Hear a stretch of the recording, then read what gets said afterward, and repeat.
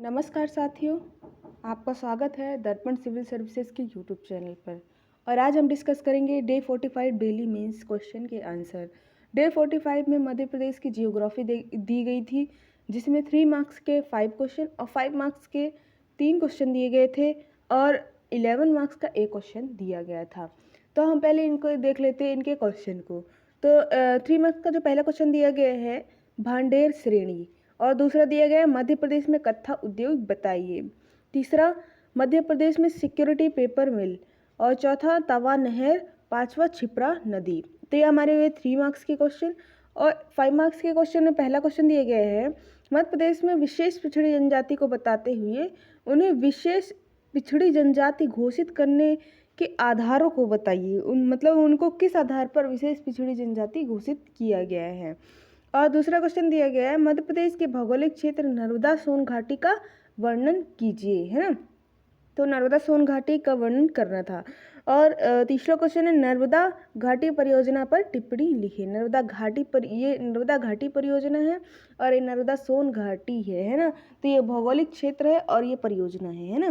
तो अब 11 मार्क्स का जो पहला क्वेश्चन दिया गया था, मध्य प्रदेश में सिंचाई के साधन बताते हुए सिंचाई के क्षेत्रों का वर्णन करें, है ना। तो ये हमारे हुए क्वेश्चन जो हमको दिए गए थे डे 45 में, है ना।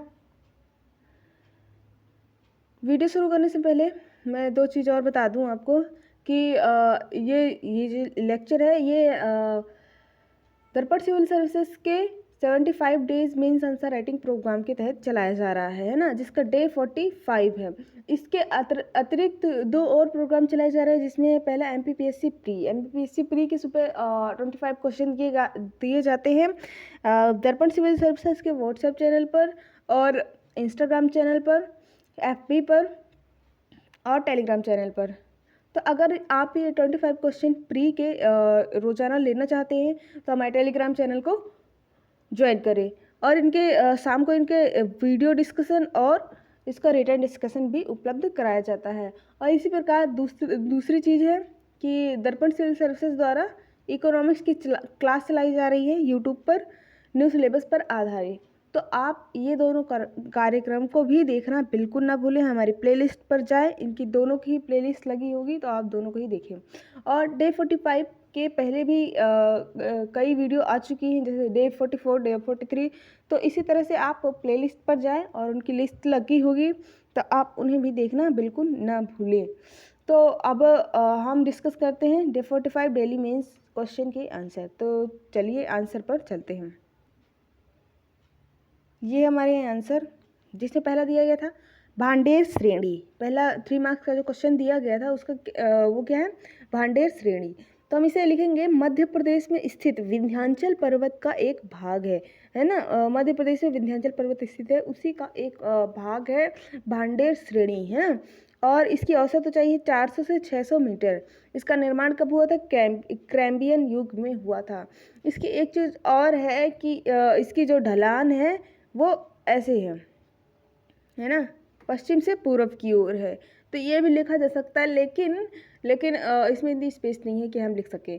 इसका चित्र जरूर बनाया जा सकता है। तो ये हमने जो चित्र बनाए हैं, तो ये हो गया भांडेर श्रेणी, है ना। तो विंध्याचल, जैसे विंध्याचल मध्य प्रदेश के उत्तरी भाग में है ना, विंध्याचल पर्वत श्रेणी। उसमें दो पर्वत है, जिसमें पहला है भांडेर श्रेणी और दूसरा है कैमूर श्रेणी, है ना। तो ये हमारा हो गया भांडेर श्रेणी। और दूसरा क्वेश्चन दिया गया था मध्य प्रदेश में कत्था उद्योग। तो मध्य प्रदेश में कत्था खैरवर जनजाति द्वारा निकाला जाता है। किस जनजाति द्वारा निकाला जाता है, खैरवर जनजाति द्वारा, है ना। खैर वृक्ष से निकाला जाता है। प्रमुख केंद्र शिवपुरी एवं बानमौर है ना। प्रमुख केंद्र शिवपुरी एवं बानमौर है। तो ये हमारा हुआ मध्य प्रदेश में कत्था उद्योग। मध्य प्रदेश के सिक्योरिटी पेपर मिल, तो स्थिति कहाँ, होशंगाबाद में स्थापना 1967-68 में हुई थी। यहाँ नोट छापने के कागज भी बनाए जाते हैं ना। तो ये नोट छापने का कागज बनाया जाता है। तो ये हमारा हुआ मध्य प्रदेश में सिक्योरिटी पेपर मिल। अब हम नेक्स्ट क्वेश्चन देखेंगे। तो नेक्स्ट क्वेश्चन दिया गया था तवा नहर। तवा नहर किस नदी पर है, तवा नदी पर, है ना। तवा बांध पर होगा, है ना। और 131 किलोमीटर लंबी है ये नहर। लाभान्वित क्षेत्र होशंगाबाद, बैतूल, हरदा, है ना। होशंगाबाद, बैतूल एवं हरदा इसके लाभान्वित क्षेत्र है ना। इसके 3.3 लाख वर्ग किलोमीटर में इसकी लाभ होता है ना। इसका सिंचाई जो है इससे मतलब 3.3 लाख किलोमीटर पर ली जाती है सिंचाई सुविधा। क्षिप्रा नदी, अब हमको दिया गया था क्षिप्रा नदी है ना। तो क्षिप्रा नदी इसका उद्गम काकरीबड़ी इंदौर से होता है ना। इंदौर के काकरीबड़ी से होता है और इसकी लंबाई 195 किलोमीटर है। इसका मुहाना चंबल नदी पर है। ये चंबल नदी पर जाकर मिल जाती है और इसे मालवा की गंगा कहा जाता है। सिंहस्थ का मेला यहीं लगता है ना। सिंहस्थ का मेला क्षिप्रा के किनारे ही लगता है, क्षिप्रा नदी के किनारे उज्जैन में लगता है। तो ये हमारा हो गया क्षिप्रा नदी है ना। तो ये हमारे होते हैं 3 मार्क्स के क्वेश्चन। अब हम देखेंगे 5 मार्क्स के क्वेश्चन के आंसर। तो जैसा कि पहला क्वेश्चन दिया गया था, मध्य प्रदेश में विशेष पिछड़ी जनजाति को बताते हुए उन्हें विशेष पिछड़ी जनजाति घोषित करने के आधारों को बताएं है ना। तो केंद्र सरकार द्वारा मध्य प्रदेश की 3 जनजातियों को विशेष पिछड़ी जनजाति घोषित किया गया है। किसके द्वारा? केंद्र सरकार द्वारा मध्य प्रदेश की 3 जनजातियों को विशेष पिछड़ी जनजाति घोषित किया गया है। जो कौन कौन सी है? बैगा है, सहरिया है और भारिया है। बैगा, सहरिया और भारिया को विशेष पिछड़ी जनजाति घोषित किया गया है ना। अब घोषित करने का क्या आधार है? तो घोषित करने का क्या आधार है? घोषित करने का पहला आधार है कृषि में पूर्व प्रौद्योगिकी स्तर। प्राचीन काल का प्रौद्योगिकी स्तर है कृषि में, है ना। साक्षरता का न्यून स्तर, वो साक्षर बहुत ही कम साक्षर है ना। दूरस्थ पिछड़े क्षेत्रों में निवास, वो बहुत दूरस्थ क्षेत्रों में निवास करते हैं, पहाड़ी में है ना, कहीं घाटी में निवास करते हैं। तो वो काफ़ी पिछड़े क्षेत्रों में निवास करते हैं ना, दूर वाले क्षेत्रों में। जैसे आपने सुना होगा भारिया जनजाति जो है वो पातालकोट में निवास करती है ना। तो इसी प्रकार से वो दूरस्थ क्षेत्रों में निवास करते हैं। स्थिर घटती जनसंख्या, उनकी जनसंख्या जो है वो निरंतर घट रही है। तो ये हमारा चौथा फैक्टर हुआ, चौथा आधार हुआ जो उसको विशेष पिछड़ी जनजाति घोषित करने का आधार है ना।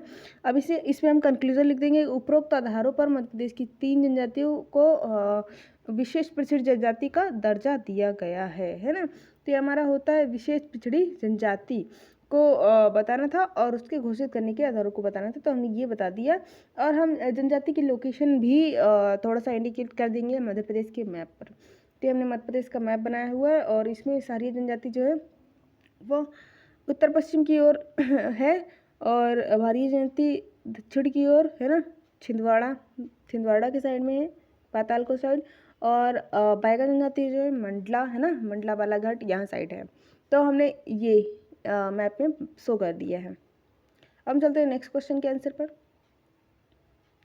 मध्य प्रदेश के भौगोलिक क्षेत्र नर्मदा सोन घाटी का वर्णन करें, है ना। भौगोलिक क्षेत्र नर्मदा सोन घाटी का वर्णन करें। तो हमने पहले तो मैप बना दिया नर्मदा सोन घाटी का। नर्मदा सोन घाटी, नर्मदा और सोन नदी जो है उसकी घाटी, वो भ्रंश घाटी में जो दोनों ही बहती हैं, उसी भ्रंश घाटी को हम नर्मदा सोन घाटी कहते हैं। ये हमारे यहाँ कितना है? 86,000 वर्ग किलोमीटर में आता है ये, है ना। और मध्य प्रदेश के बीचों बीच ये भौगोलिक क्षेत्र है ना। नर्मदा सोन घाटी मालवा तथा रीवा पन्ना पठार के दक्षिण में सतपुड़ा पर्वत के उत्तर में स्थित है ना। रीवा पन्ना का पठार यहाँ है ना, और मालवा यहाँ है। इन सब के दक्षिण में है और सतपुड़ा पर्वत के उत्तर में स्थित है ना, एक भ्रंश घाटी है। तो ये हमने देख लिया कि ये है क्या, है ना। चित्र में उसकी स्थिति पहले से ही शो कर दी गई है। और औसत ऊंचाई इसकी क्या है? 300 से 400 मीटर। प्रमुख जिले जबलपुर, मंडला, होशंगाबाद, निमाड़, है ना। तो ये हमारे प्रमुख जिले हो गए। मृदा किस तरह की है? मृदा है काली मृदा, है ना। और कृषि इसमें गेहूं, चना, कपास की कृषि होती है। गेहूं की होती है, चना की होती है और कपास की होती है। तो ये हमारा हो गया कृषि। खनिज क्या होता है? चूना पत्थर और चीनी मिट्टी। चूना पत्थर और चीनी मिट्टी यहाँ के खनिज हैं, है ना, नर्मदा सोन घाटी के। और अंत में हम क्या लिख देंगे? कंक्लूजन के तौर पर, अतः मध्य प्रदेश के 27.92% क्षेत्र पर विस्तृत है। नर्मदा सोन घाटी 27.92% क्षेत्र पर विस्तृत है। तो ये हमारा हो गया नर्मदा सोन घाटी का वर्णन जो करना था हमने ये कर दिया। तो हम 5 मार्क्स का क्वेश्चन आएगा तो पहले इंट्रो लिख देंगे, है ना। इंट्रो बॉडी में जो हमारी क्वेश्चन की मेन डिमांड रहती है वो हम लिखते हैं और कंक्लूजन लिखते हैं अगर आपके पास जगह बचती है तो 5 मार्क्स के क्वेश्चन पर। लेकिन 11 मार्क्स के क्वेश्चन पर हमको कंक्लूजन लिखना मस्ट है, लेकिन 5 मार्क्स के क्वेश्चन पर अब लिखना मस्ट नहीं है क्योंकि शब्द सीमा काफ़ी कम कर दी गई है, उसके लिए स्पेस भी काफ़ी कम है। तो अब हम चलते हैं नेक्स्ट क्वेश्चन पर, थर्ड क्वेश्चन पर। नर्मदा घाटी परियोजना पर टिप्पणी लिखिए, है ना। तो नर्मदा घाटी परियोजना नर्मदा नदी पर स्थित परियोजना है ना, जिसमें अनेक छोटी बड़ी परियोजनाएं शामिल हैं, है ना। तो हमने ये मैप बना के इसमें शो भी कर दिया है ना कि नर्मदा घाटी परियोजना जो है नर्मदा नदी पर कई परियोजनाएं जो छोटी बड़ी हुई हैं उसे हम सम्मिलित रूप से नर्मदा घाटी परियोजना बोल देते हैं। तो इसमें अब कौन कौन सी परियोजनाएं हैं इनका हम नाम लिखेंगे। तो पहली परियोजना का नाम लिखा ओंकारेश्वर परियोजना, है ना। तो ओंकारेश्वर परियोजना को हमने शो भी किया हुआ है कि ये है ओंकारेश्वर परियोजना, है ना। महेश्वर परियोजना खरगोन में, और इंदिरा सागर परियोजना, अवंतीबाई सागर परियोजना, सरदार सरोवर परियोजना। तो ये हुए नर्मदा घाटी परियोजना की प्रमुख परियोजनाओं के नाम हो गए और इनको हमने शो भी कर दिया है। और हम कंक्लूजन के तौर पर लिखेंगे इसमें 29 बड़ी और 3000 लघु परियोजनाएं शामिल हैं, है ना। 29 बड़ी शामिल है और 3000 लघु परियोजनाएं शामिल हैं। तो ये हमारा हुआ नर्मदा घाटी परियोजना। अब हम चलते हैं 11 मार्क्स का जो क्वेश्चन दिया गया था। मध्य प्रदेश में सिंचाई के साधन बताते हुए सिंचाई के क्षेत्रों का वर्णन करें, है ना। मध्य प्रदेश में सिंचाई के साधन को बताना है और सिंचाई के क्षेत्रों को बताना है। दो चीज़ें हमें इसमें बतानी है एक क्वेश्चन में ही। तो पहला दिया गया है मध्य प्रदेश में सिंचाई कुआं, नलकूपों, तालाब और नहरों द्वारा होती है। इन 4 साधनों द्वारा होती है, कुआं, नलकूप, है ना, और तालाब एवं नहरों द्वारा होती है। इसमें सर्वाधिक कुएं एवं नलकूपों द्वारा होती है। सर्वाधिक जो सिंचाई है तो वो कुएं एवं नलकूपों द्वारा होती है। ये हमने इंट्रो में लिख दिया है ना। जब हम 11 मार्क्स का क्वेश्चन लिखते हैं तो हम उसका एक निर्धारित पैटर्न अपनाते हैं जिसमें पहले लिखना होता है इंट्रो, है ना। इंट्रोडक्शन लिखना होता है। लगभग उस क्वेश्चन से संबंधित हम कोई भी इम्पोर्टेंट बात लिख सकते हैं, है ना, या तो उसका जो हम लिखने वाले हैं उसका क्रक्स लिख सकते हैं, है ना। तो इसी प्रकार से उसी क्वेश्चन से रिलेटेड हम वहाँ इंट्रो में लिखते हैं, है ना। तो ये हमने इंट्रो लिखा, लगभग 20-30 शब्दों में लिखना है आपको, है ना। 20-30 शब्दों में हमें इंट्रो लिखना है और फिर कंक्लूजन लिखना है, वो 10-20 शब्दों में लिखना है। और बाकी जो बचे शब्द है वो हमें क्वेश्चन की मेन डिमांड जो है ना, जो हमारा बॉडी रहेगा उसमें लिखना है ना। तो जब हम 11 मार्क्स के क्वेश्चन लिखते हैं तो हम ये पैटर्न उसमें अपनाते हैं, है ना। तो सही। तो अब हम लिखेंगे मध्य प्रदेश में सिंचाई के साधन। तो हमने ये मध्य प्रदेश की सिंचाई के साधन एक है ना पाई चार्ट बना, मतलब ये ग्राफ बना के हमने बता दिया है।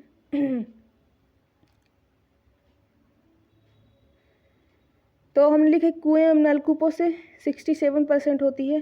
कुएं एवं नलकूप से कितना सिंचाई होती है, 67% सर्वाधिक, है ना।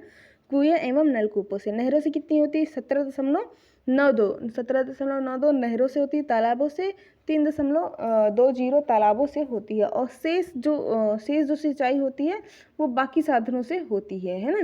तो ये हमारा हो गया सिंचाई के साधन कितने प्रतिशत किससे होती है। तो ये हमने सिंचाई के साधन ही बता दिया और कितने प्रतिशत इनसे सिंचाई होती है ये भी बता दिया, है ना।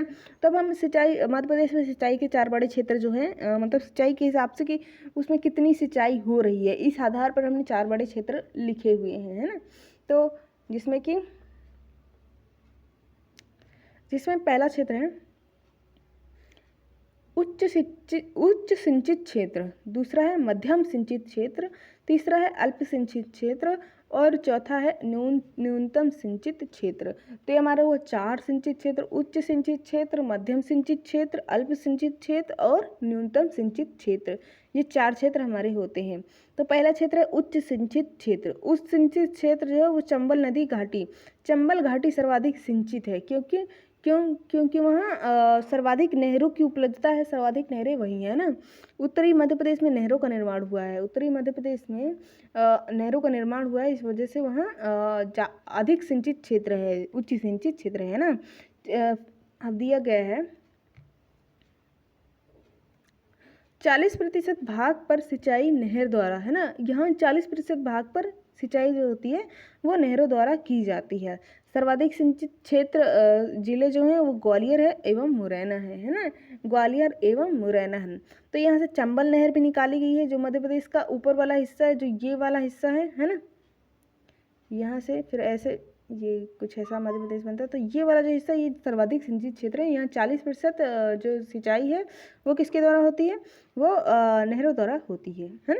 तो हमने उच्च सिंचित क्षेत्र देखा, अब हम देखेंगे मध्यम सिंचित क्षेत्र। मध्यम सिंचित क्षेत्र तो मध्य पूर्वी तथा उत्तर से दक्षिण, है ना, मध्य पूर्वी तथा उत्तर से दक्षिण, ये कौन सा क्षेत्र बोल रहे हैं, मध्य पूर्वी। तो जैसा मध्य प्रदेश है ना, ये मध्य प्रदेश है, मध्य पूर्वी लगभग ये क्षेत्र है, उत्तर से दक्षिण ये वाला क्षेत्र है ना, इस वाले क्षेत्र की बात की जा रही है। तो सिंचाई के साधन क्या है, कुआं है, नहर है और नलकूप है। यहाँ सिंचाई के 3 साधन है, कुआं, नहर एवं नलकूप। इसके 35% भाग पर इनके 35% भाग में कुआं, नहर एवं नलकूपों के माध्यम से सिंचाई होती है। सर्वाधिक सिंचित जिला बालाघाट है। सर्वाधिक सिंचित जिला कौन सा है, बालाघाट है।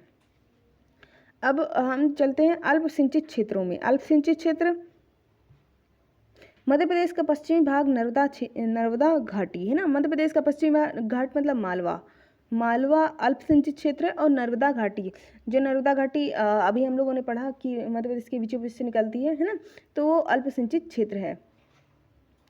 इसके वहाँ सिंचाई के साधन क्या है, तो कुएं हैं एवं नलकूप है ना, सिंचाई के साधन वहाँ क्या है, कुआं एवं नलकूप है। सर्वाधिक सिंचित क्षेत्र जो जिले हैं वो होशंगाबाद है, उज्जैन है और इंदौर है ना। अल्प सिंचित क्षेत्रों में सर्वाधिक सिंचित क्षेत्र होशंगाबाद, उज्जैन एवं इंदौर है। न्यूनतम सिंचित क्षेत्र, अब चौथा जो है वो न्यूनतम सिंचित है, सबसे कम सिंचित क्षेत्र जो है वो, तो न्यूनतम सिंचित क्षेत्र दक्षिण पूर्वी भाग है ना, दक्षिण पूर्वी भाग जो मध्य प्रदेश का बालाघाट छिंदवाड़ा बालाघाट है ना, बालाघाट वाला एरिया है, उसके नीचे वाला क्षेत्र है ना। तो दक्षिण पूर्वी भाग जहाँ सिंचाई जो होती है वो तालाबों से होती है।